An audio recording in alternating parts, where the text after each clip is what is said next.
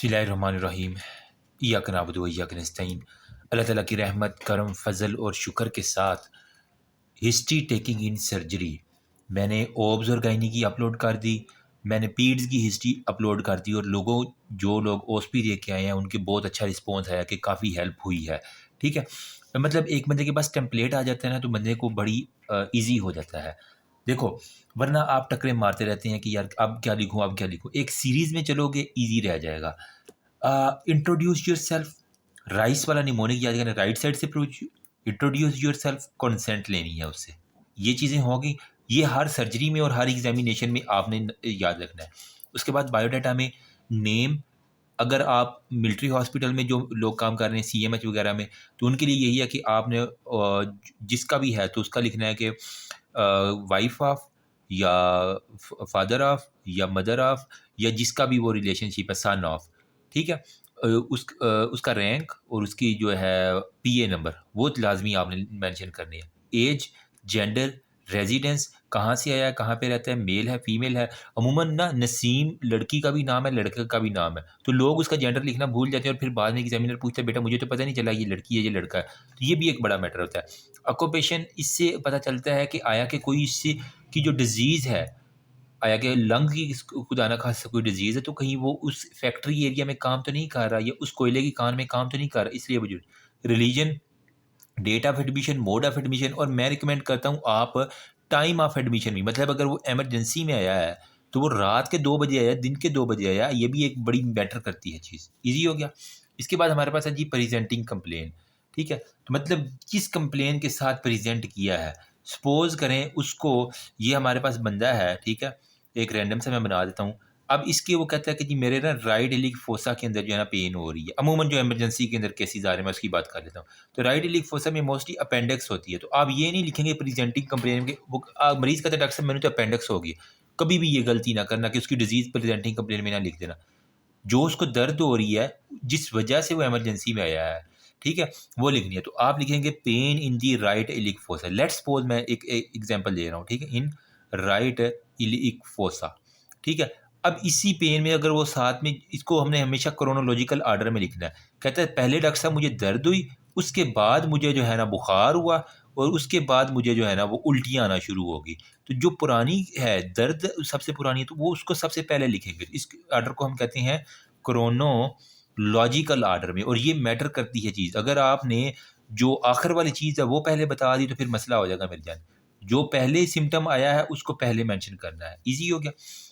अब इसके बाद आपने क्या करना है, हिस्ट्री या प्रेजेंट, मतलब 2 या 3 प्रेजेंटिंग कंप्लेन आपकी मिनिमम या मैक्सिमम इतनी होनी चाहिए। ठीक है? हिस्ट्री या प्रेजेंटिंग कंप्लेन क्या होती है कि वो जिस कंप्लेन की सहायता है, यहाँ पे आपने उस जो कंप्लेन है उसका मैं कहता हूँ पूरे का पूरा पोस्टमार्टम जो है ना वो हमने जो है ना वो कर देना होता है। ठीक है? अब इसके अंदर जो आपने पोस्टमार्टम करना है ना, इसके अंदर क्या होगा, हमने कहा pain in the right iliac fossa है, सपोज करें, तो इसके लिए हमारे पास क्या है, साइट किस जगह पे है, ऑनसेट क्या है, करेक्टर क्या है, रेडिएशन क्या है, इसकी एसोसिएशन कहाँ पे है, टाइम और इसका कोर्स क्या है, एग्रीवेटिंग रिलीविंग फैक्टर और इसकी सेवेरिटी। ये क्वेश्चन अगर आपने कवर ना किए तो मेरी जान आपके लिए बहुत ज़्यादा मसला बन जाएगा, क्योंकि आप हिस्ट्री प्रेजेंट करते हुए एग्जामिनर कहीं ना कहीं आपको पॉइंट पे पकड़ लेगा और उधर आपकी दुर्गत बनानी चाहिए। इसके लिए मैं निमोनिक याद करता हूँ, क्योंकि हमें अब इतनी चीज़ें तो याद नहीं रहती। सो रैट्स, चूहे, सी, कहते हैं ना पंजाबी में बहुत ज़्यादा चूहे सी, ठीक है, तो सी करते, सो रैट, इतने ज़्यादा रैट। ठीक है, तो ये रैट्स मतलब RAT होता है ना, रैट, वहाँ से याद कर लो, रेट से याद कर लो, या सो रेट सी, या बहुत ज़्यादा रेट थे उसके। ठीक है, सो रेट सी या रैट्स थे, जो भी आपने याद करना है, मैंने तो यही याद किया था। ठीक है, तो ये आपने जो है ना निमोनिक किया। एस से साइट, इस तरह आप याद रहे, आपको ना एक दिमाग में नक्शा बन जाता है। ऑनसेट, आर से रेडिएशन, ए से एसोसिएशन, टी से टाइम, ई से एग्रीवेटिंग रिलीविंग फैक्टर, वो सारे की सारी हो गया। एस से सेवेरिटी हो गया, और हमारे पास जो आ गया इसमें क्या रह गया है, सी, तो करेक्टर ये हमारे पास आ गया। चस आ गई, नहीं आई, बता देना। ठीक है, अब यहाँ पे जो साइट है, वेयर दी एग्जैक्टली पेन, उसे कहना है कि उंगली लगा के बताए कि कहाँ पे जो है ना वो एग्जैक्टली पेन जो है ना वो उसको हो हुई है या भी हो रही है, या जिसके साथ गया। ऑनसेट में व्हेन डिड इट स्टार्टेड, कब ये शुरू हुई थी, और जब ये स्टार्ट हुई था कि कांस्टेंट थी इंटरमिटेंट थी, कभी हो जाती कभी नहीं, ग्रेजुअल थी, ऐसे ऐसे बढ़ती रही, अचानक से शदीद थी। ये चीज़ें इनमें चारों कैटेगरीज में से किसी एक कैटेगरीज के अंदर आपकी पेन हर सूरत आनी चाहिए। फिर उसका करैक्टर क्या था, आया कि वो शार्प थी, ठीक है, क्योंकि इसीलिए सीरीज में करोगे तो आपकी हिस्ट्री ये चुटकियों में देखना भी एंड पे होती, ठीक है। शार्प थी हमारे पास, या फिर हमारे पास ये बर्निंग थी, मतलब जिस तरह चाकू लगता है वो था, या फिर कुछ जल गई ये चीज़ वो लगती है, ठीक है, या क्लोएकी थी, मतलब जिस तरह मरोड़ पड़ते हैं ना वो उस तरह की हो गया। स्टैबिंग थी, स्टैबिंग हो गया, ठीक है, या फिर हमारे पास पिकरिंग हो गया, मतलब जिस तरह कोई प्रिक का था, ठीक है, प्रिक करने वाली पेन है, या फिर हमारे पास कॉन्स्ट्रिक्टिंग पेन है। फिर जी इसकी है जी रेडिएशन, कहाँ कहाँ पे जा रही है, ठीक है, डज इट रेडिएट, ये कहीं आगे पीछे भी जा रही है, या फिर हमारे पास वहाँ पे जहाँ पे है वहीं पे है। अभी बस शहरी में 15 मिनट रह गए तो मौलवी साहब अजान कर रहे हैं, ये अजान कह रहा हूँ, ऐलान कर रहे हैं वो, ठीक है। तो इंशाल्लाह मैंने अभी 15 मिनट के अंदर अंदर वीडियो भी बनानी है और सहरी भी करनी है। मैंने दुआ करो यार, दुआ कर दिया करो यार, बड़ी ज़रूरत है मुझे। खुद नालायक सा हूँ लेकिन जितना आता है समझा देते हैं। एसोसिएशन कहाँ का, इज़ देयर एनी, कहीं और भी इसके साथ कोई एसोसिएशन फैक्टर है, मतलब जब पेन होती है इसके साथ नोज़िया, कोई वॉमिटिंग, कोई डायरिया, इस तरह की कोई सिम्टम तो नहीं आ रही इसकी एसोसिएशन। फिर टाइम और कोर्स, कुछ पेन्स होती हैं जो एक ख़ास वक्त के अंदर आती हैं, ठीक है, क्या आपका कि रात के वक्त ज़्यादा आती है, दिन के वक्त आती है, सारा दिन आती है, वो सारे का सारा।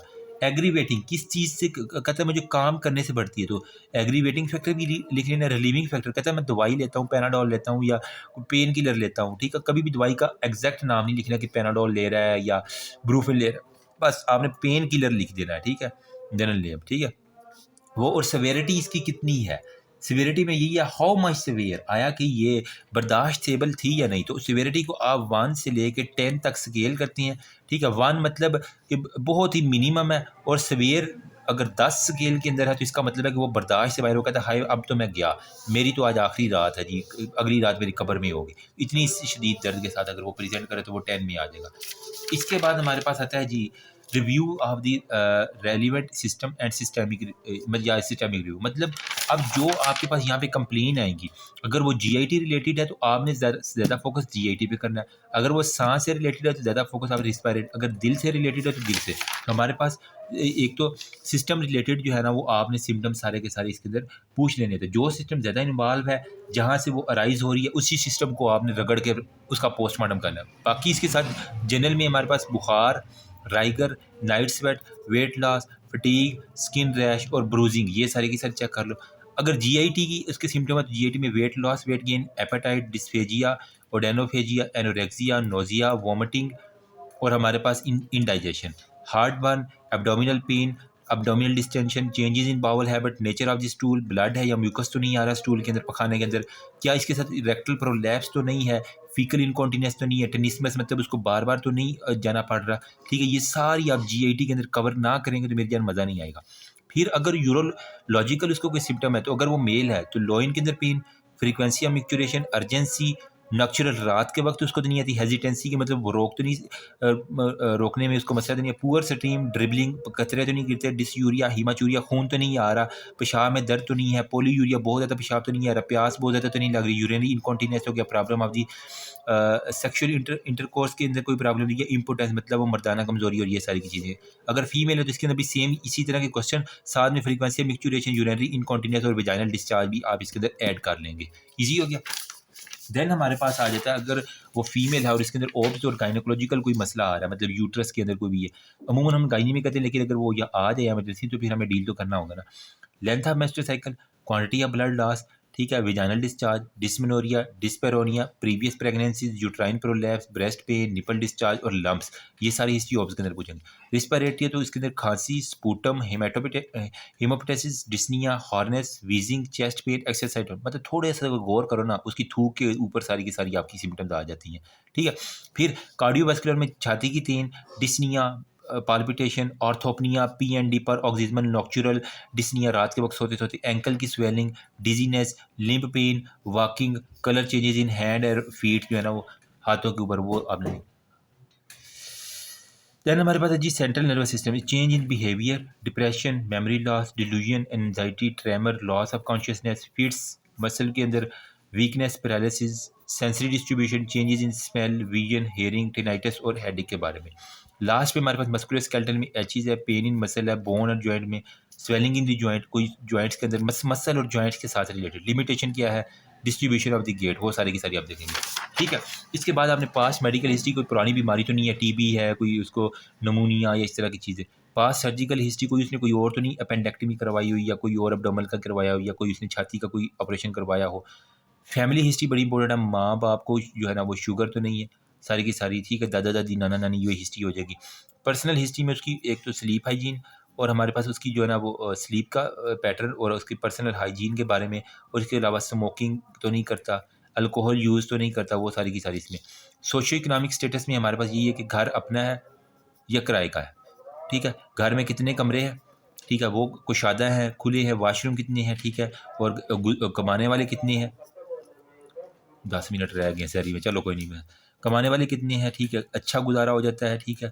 और बाकी साथ में आपने क्या पूछना है कि इसके अंदर हवादार है सारे के सारे कमरे, और इसके साथ मैंने पूछना है कि घर में पानी कौन सा इस्तेमाल करते हैं, फ़िल्टर का या नलके का, नल का, वो घर में कोई कुत्ता बिल्ली भैंस मतलब फ़िल्टर वगैरह वो सारे के सारे। फिर ओब्स और गायनेकोलॉजिकल हिस्ट्री देख लेनी है कि पहले कोई जो बच्चे हैं वो मार तो नहीं गए इस वजह से।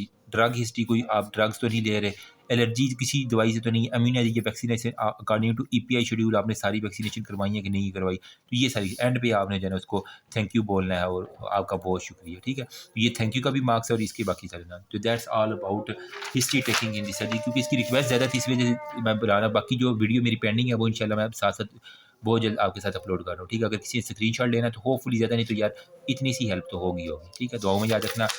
अभी मैं बस सहरी कर लूँ और उसके बाद इंशाल्लाह जो है ना बाकी। थैंक यू सो मच, अल्लाह हाफिज़। And that's all. Thank you.